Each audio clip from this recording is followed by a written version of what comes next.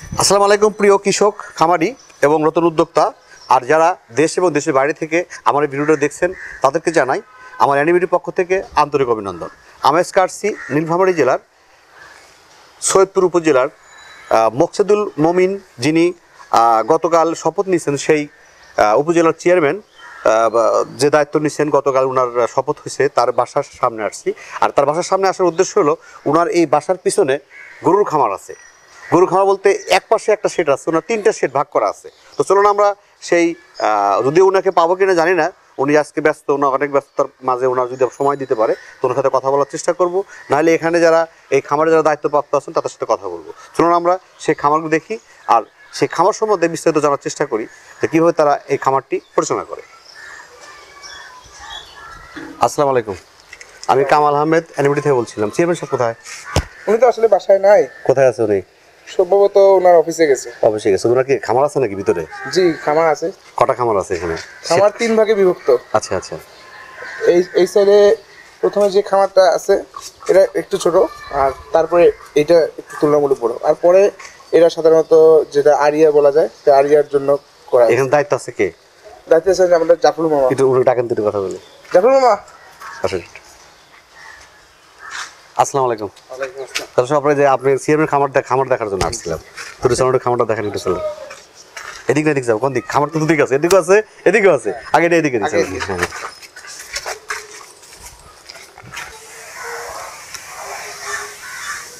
আসসালামু আলাইকুম ভাই, ভালো আছেন?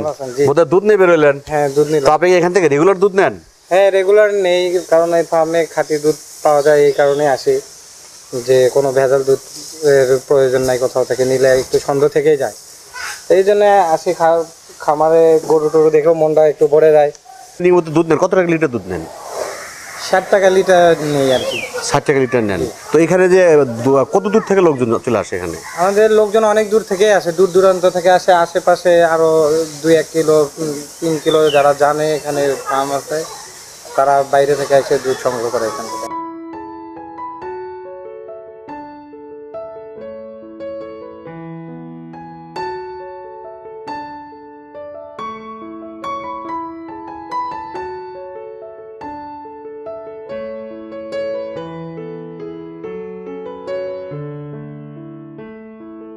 আপনি এখানে কতদিন দায়িত্ব আছেন এই খামারের দায়িত্বে? এখানে খামার শুরু থেকেই আমরা দেখাশোনা করি। শুরু বলতে আপনার ক বছর আগে শুরু করেন দেখাশোনা? 3 বছর হয়ে গেছে আর কি। এই খামারের বয়স 3 বছর? জি। তো না আগে থেকে ছিল? আগে ছিল, সেটাতে পরে মাঝখানে একটু বন্ধ ছিল, তারপর আবার। আচ্ছা, এটা যখন শুরু করেন 3 বছর আগে, তো কটা দিয়ে শুরু করছিলেন? 10টা গাভী দিয়ে শুরু করছিলাম। 10 টাকা দিয়ে শুরু করছিলেন। এখন মোট গাভী আছে কতগুলো আপনার? এখন মোট গরু বাচ্চা সহ 36টা প্লাস হবে আর কি। 36টা প্লাস হবে। এই 36টা প্লাস মধ্যে দুধ দেয় কয়টা? দুধ দেয় আপনার হলো 15-16টা। 15-16টা। এই 15-16টা কত লিটার দুধ দেয় প্রতিদিন? প্রতিদিন 120-30 লিটার। এটা কি সকাল বিকেল মিলে? হ্যাঁ, সকাল বিকেল মিলে 120-30 লিটার। 130 লিটার মতো। এই 120 বা 130 লিটার দুধটা আপনি বাজারে কোথায় বিক্রি করেন? এই বাজারজাত করেন কিভাবে? আবার এখান থেকেই বিক্রি হয়। আচ্ছা, এখানে বলতে আপনি আমাদের এখানে লোক আছে। আচ্ছা, উনি নিয়ে যাবে, আর যেগুলো বাইরে কাস্টমার আসে ওরা এখান থেকে বোতল করে নিয়ে যায়। আচ্ছা, খাঁটি গরু খাঁটি দুধ পায়, এই জন্য মানে এখান থেকে কিছু লোক আসে নিয়ে যায়। হ্যাঁ। আর বাদ বাকি দুধগুলো আমরা ওজন করে দিয়ে দিই। ওজন করে কোথায় দেন? এখানে লোক আছে, উনি নিয়ে চলে যায়। উনি নিয়ে কোথায়? উনি বাসায় বাসায় দিয়ে যায়। ও আচ্ছা।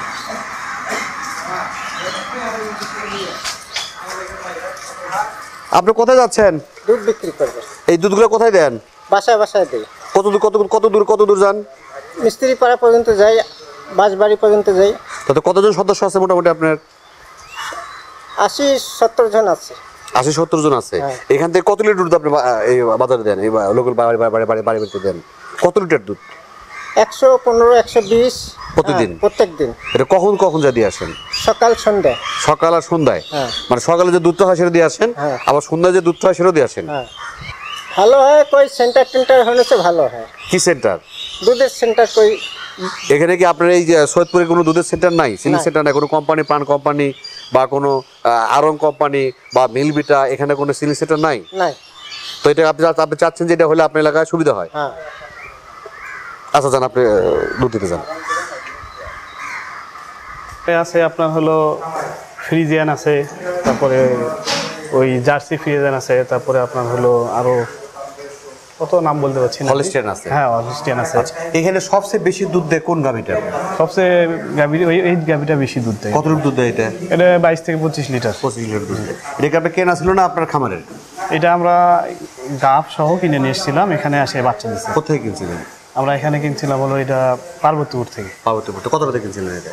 এটা 2,40,000 টাকা দিয়ে কিনেছিল। ছোট ছোট কার্ডের দিকে ওটা দেখেছিলেন 40,000 টাকা। 40,000 টাকা দিয়ে গাভী বাচ্চা সহ কিনছিলেন? না, এটা গাভ সহ কিনছিলাম, এখানে এসে বাচ্চা দিচ্ছে। গাভ সহ 2,40,000 টাকা কিনছেন, এখানে সে বাছুর হয়েছে। দুধ দেয় কতটুকু? দুধ দেয় 22 থেকে 25 লিটার। এবারে বলে মিলে? জি। আর এরপরে কি বিয়ান দিছে? আর 2টা বাচ্চা দিছে। ও পরবর্তী আবার বিয়ান দিছে? পরবর্তী বিয়ানে কত লিটার দুধ দিচ্ছে? ওই রকমই হচ্ছে এখন। ওই 20-22 লিটার মতোই। পুরো ফুললি দায়িত্ব আপনার। হিসাব নিশাব কি আপনি করেন সবকিছু নাকি? হিসাব নিকাশ আমরা করি, আর তো আমার ছোট ভাই আছে, ও করে। আচ্ছা, ওই বেশি দেখাশোনা করে, আমি মাঝে মাঝে ও যখন না থাকে আমি করি। তখন দেখেন। তো এইটা আসলে কত বড় করার ইচ্ছা আছে খামারটা? এটা আরো বড় করার ইচ্ছা আছে আমাদের। কত বড় ইচ্ছা আছে? আরো অনেক বড়। এটা কি এই যে আমি দেখছি আপনার এখানে একটা শেড, ওই জায়গায় একটা শেড, জি। আর ওই পাশে একটা ওই শেড। পাশে আরো করার। তো এই তিনটে শেড কেন একসাথে কেন করেন নাই? এখানে আমরা যেগুলো দুধ দেয় এগুলোকে আমরা ভিতরে রাখছি, আর যেগুলো এখান থেকে বাচ্চা দেয় এখানে আমরা ওখানে শেড ভাগ করছেন। হ্যাঁ। তার মানে ওইখানে যে শেডটা আছে বাচ্চাদের শুধু, জি। আর এটা হলো শুধু দুধ দেওয়ার জন্য। দেয় ওখানে বাচ্চা এবং আরিয়া রাখার জন্য। আচ্ছা, আর ওইটা কি জন্য? ওটাও দুধ দেওয়ার জন্য। এই দুইটা হলো দুধ দেওয়ার জন্য। জি। ওই খেলাটা খামার আছে, আরেকটা এই সাইডে খামার না? হ্যাঁ, যান।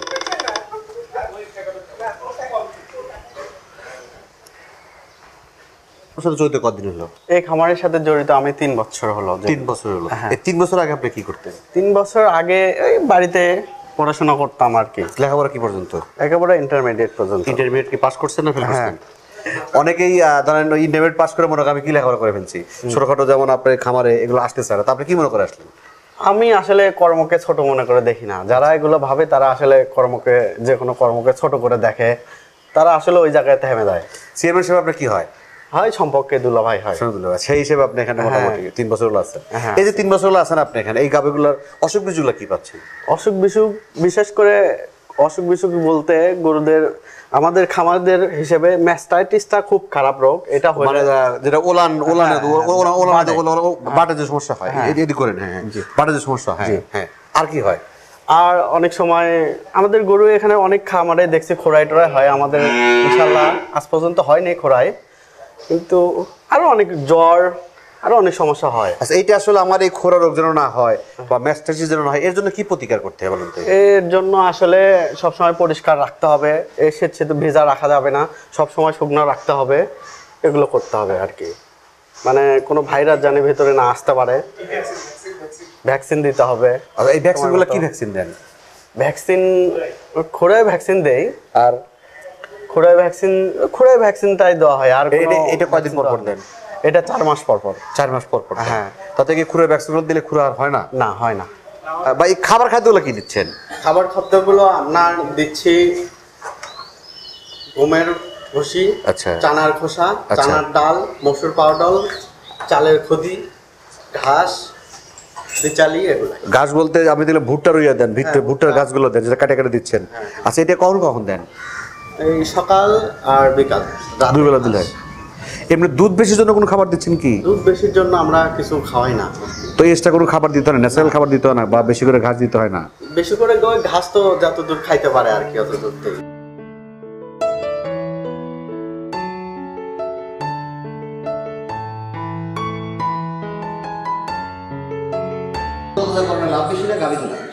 বর্তমানে যে এখানে আমরা যখন এখানে আসি সেই হিসেবে আমার গাভীতে আমাদের লাভবান বেশি হচ্ছে, আর মোটা তাজা করা সেটাতে বেশি একটা আমাদের হচ্ছে না, যার ফলে ওটা খাবার বেশি খায়।